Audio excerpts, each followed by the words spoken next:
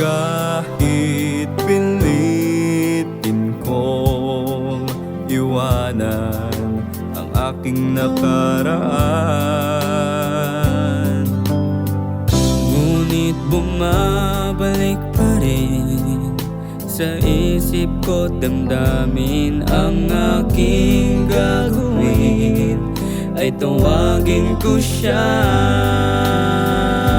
si Jesus. Kung kailan kailangan siya, palagi naroon at karamay siya, si Jesus.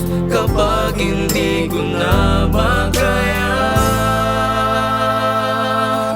sa Kanya lang ako aasa.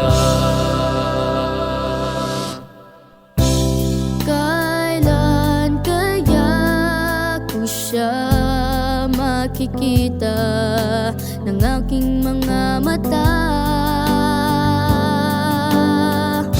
Ngayon na ba o bukas ang pagwawakas?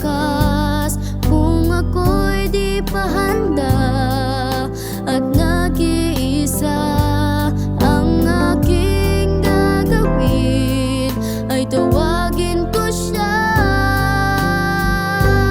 Si Jesus. Kung kailan kailangan siya, palagi naroon at karamay siya, si Jesus. Kapag hindi ko na